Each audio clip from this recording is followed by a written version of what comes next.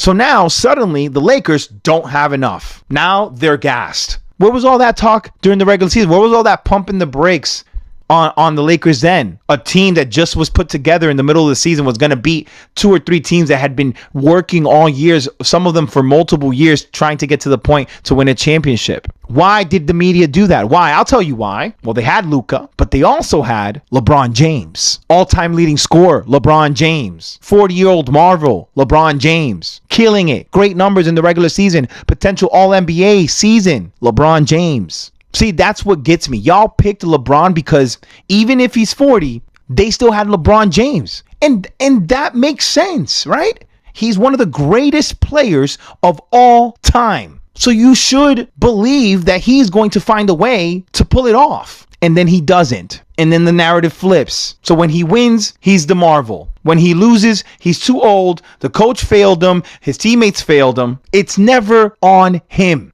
And that's just crazy to me. It really is. It's crazy. I mean, name one other superstar who gets that kind of leeway. Name one all-timer, because superstar is different from legend.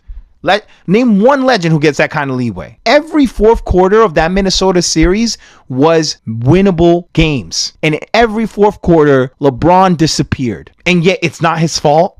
It's everyone else's fault. If he's the GOAT, he should be held to a different standard. Because the real ones know he's never been that guy. He's never had Kobe's footwork. He's never had a go-to mid-range like MJ. He doesn't even have a pull-up like of Paul Pierce. He's an athlete, a playmaker, but he's not a shot creator. And he's not a killer in crunch time. Brunson, that's a killer. Compare that to what Brunson just did to the Pistons. 2 teams that are pretty much evenly matched as far as how they were playing. And if you watch that last game between the Lakers and the Wolves, the Wolves played terrible. And based on the score going into every fourth quarter, they were evenly matched. And when that happens, it's the superstars that make the difference. Now compare that to Brunson. Brunson is the only reason the Knicks are still playing. Brunson dragged them across the finish line. To me, try to recall for me how many times LeBron has done that in a series. He shrinks in the clutch, man. There's no way around it. And so we say he's tired. Like, no, not good enough. Who did we say that about Muhammad Ali in the Thriller in Manila? Did we say that about MJ in Game 6 versus Utah when he could have just easily been like, oh, let's take it to Game 7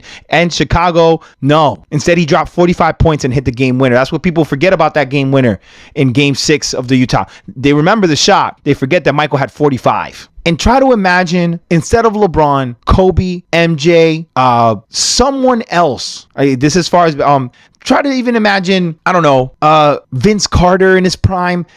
Just guys who at the end of the game wanted the ball. So now the excuse for LeBron is he's too old. But before he was too old, it was because he didn't have enough teammates. And when he was at the Heat, it was because, I don't know. It was always an excuse. There's always an excuse for LeBron to not play beyond his standard when his team needs him the most. He just quits so that the narrative can be he needs more. It's never on him.